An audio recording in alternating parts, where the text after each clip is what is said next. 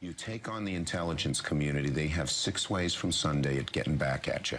So even for a practical, supposedly hard-nosed businessman, he's being really dumb to do this. That was the Senate Minority Leader Chuck Schumer in January. Some supporters of Trump, including Breitbart News, are now accusing the intelligence agencies of attempting to wage a deep state coup against the president. Meanwhile, some critics of Trump are openly embracing such activity, like Bill Kristol, the prominent Republican analyst who founded the Weekly Standard. He wrote on Twitter, obviously strongly prefer normal democratic and constitutional politics, but if it comes to it, prefer the deep state to the Trump state. So, still with us, Pulitzer Prize-winning journalist Glenn Greenwald of The Intercept, speaking to us from Rio de Janeiro, Brazil. Glenn, explain what the deep state is and respond. The deep state, although there's no precise or scientific definition, generally refers to the agencies in Washington that are permanent power factions. They stay and exercise power even as presidents who are elected come and go. They typically exercise their power in secret, in the dark, and so they're barely subject to democratic accountability if they're subject to it at all. It's agencies like the CIA, the NSA, and the other intelligence agencies that are essentially designed to disseminate disinformation and deceit and propaganda, and have a long history of doing not only that, but also have a long history of the world's worst war crimes, atrocities, and death squads. This is who not just people like Bill Kristol, but lots of Democrats are placing their faith in, are trying to empower, are cheering for, as they exert power separate and apart from, in fact, in opposition to, the political officials to whom they're supposed to be subordinate. The Prime Minister of Sweden said Sweden has probably been naive in regard. It's been difficult for us to accept that there are people in our open society, Swedish nationals, who sympathize with killers from the Islamic State. So they've said this in the past, they have a history, and they steamrolled the fact that Nice, Germany, and Brussels are beyond reproach. They're saying, well, Sweden, where's the proof? We may be missing the point of the story, which is there has been a massive social cost associated with the refugee policies and immigration policies of Western Europe. I was in Europe yesterday, and I can tell you what you already know from watching the news, which is there is a lot of social dislocation as a result of this. The crime rate in all these countries has risen, but so has the political turmoil. So, for example, in Sweden, the Sweden Democrats, which is a conservative party, which would have had no chance at all, would have been laughed right off the stage 20 years ago, is now the #2 party in Sweden. So no one's tried harder, basically, to integrate refugees and immigrants than Sweden. I mean, there's a deep reservoir of decency, I should say, in that country. They've really, really tried. But it's caused massive, massive turmoil. The same is true, obviously, in France. Marine Le Pen is likely to win the first round of voting in France as a result of their immigration policy. Germany, by the way, if you're worried about German nationalism, and I think all of us should be a little bit worried about a unified nationalist Germany, their refugee policies under Merkel are guaranteeing that. So we're ignoring all this stuff. 50 years of immigration policy is coming to flower in Europe. We're not paying any attention. We're not drawing any of the obvious lessons from it. It's not working. That's the real point here. Daughter Ivanka, who's married to an Orthodox Jew and who had earlier tweeted a call for religious tolerance. The visit coincides with Black History Month, and the president sought to link events of the past with hate speech of the present. This tour is a meaningful reminder of why we have to fight bigotry, intolerance, and hatred in all of its very ugly forms. In recent weeks, there have been a spate of anti-Semitic events. A Jewish community center in Minnesota evacuated after a bomb threat. A similar scare at another center in Birmingham, Alabama. Since early January, some 54 centers in as many as 27 states have been threatened by unknown people. We need the president to show moral leadership and acknowledge the issue and announce steps to address this problem before communities go from anxiety to real trauma. And on this day, an unequivocal response from the U.S. president. I think it's terrible. I think it's horrible. Whether it's anti-Semitism or racism or anything you want to think about having to do with the divide, anti-Semitism is likewise. It's just terrible. and you don't know where it's coming from, but I certainly hope they catch the people. As yet, there have been no arrests, the FBI confirming it is investigating a spate of what it calls civil rights violations. I'm a Swedish citizen. I live in Sweden. I'm originally from Bosnia, but I came here as a refugee when I was a child. So I can speak Swedish, and I can read the news, and I can read statistics and research and articles, and I can keep updated on what happens in Sweden.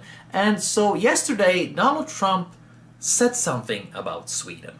So nothing special happened last night in Sweden. However, for the past year or so, we've basically been importing rape. Donald Trump is not wrong about Sweden. This huge influx of migrants has been causing quite some problems. Sex crimes have increased severely. Bathhouses and music festivals, I mean, the reports for sex crimes on those have gone up by a lot. And in 80% of sex crime cases pertaining to bathhouses, this is the official police report, 80% of the perpetrators were newly arrived migrants. I mean, we're talking about grown migrants being put in the same schools as 13-year-old girls. The results are always the same. There's molestations, there's rape attempts, there's sexual harassment. It's crazy. What's happening in Sweden is nothing short of crazy. The psych ward has been shitty for years, but it's even worse now. If you call them and ask for a shrink, you have to wait 6 months.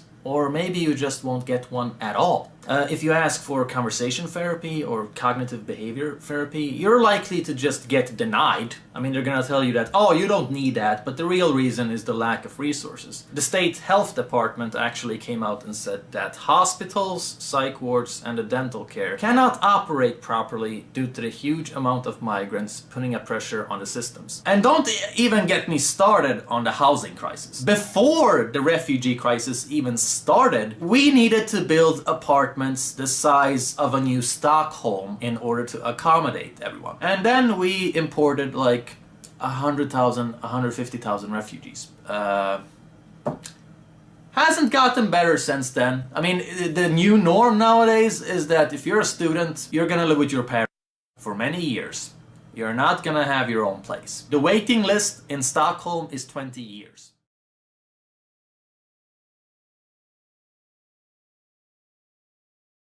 At least 6 tornadoes tore through central Texas Monday, ripping roofs from homes and damaging dozens of houses. San Antonio was hit hardest with about 150 buildings damaged. No deaths or injuries are reported, at least not major, but there were plenty of close calls. The governor, as well as the Standing Rock Sioux tribe, have told the protesters to go home. It is over. The governor has an emergency evacuation order that takes effect today at 2 p.m.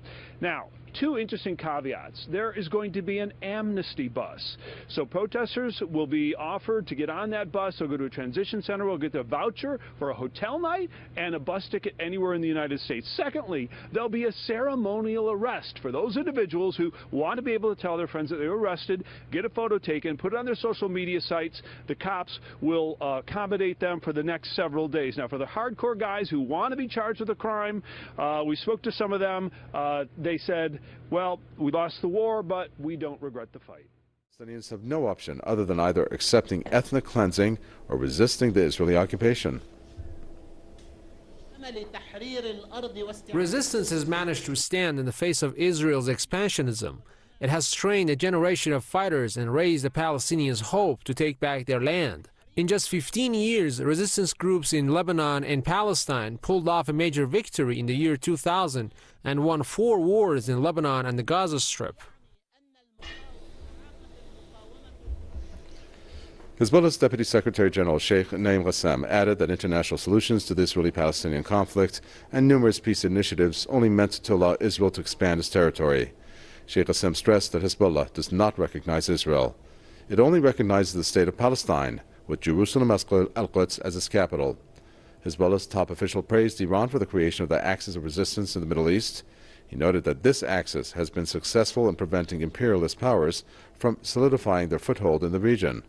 Sheikh Naim Qassem was addressing Tehran's conference on the support for the Palestinian Intifada.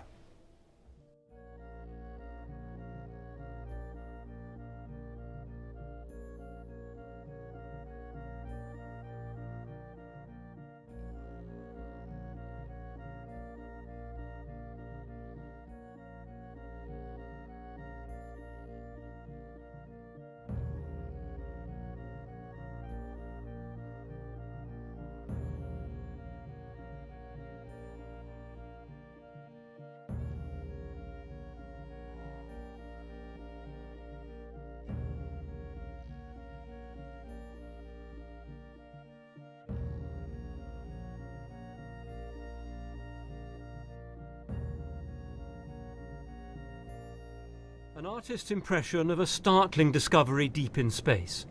Around a faint and distant star, much weaker than our Sun, is a collection of planets that are surprisingly similar to Earth. In all, 7 of these worlds have been spotted, and astronomers think it may change the way we look at the night sky. An array of telescopes kept watch on one point in space, and what the scientists were looking for were tiny clues about the light of a particular star becoming dimmer on a regular basis as planets orbited in front of it. They can't see these new worlds, but they know they're there. Well, we're extremely excited. This is the biggest amount of planets that we found in one go that look like the Earth in composition, size and mass. All 7 are close enough to their star and far enough to their star that they could host liquid water.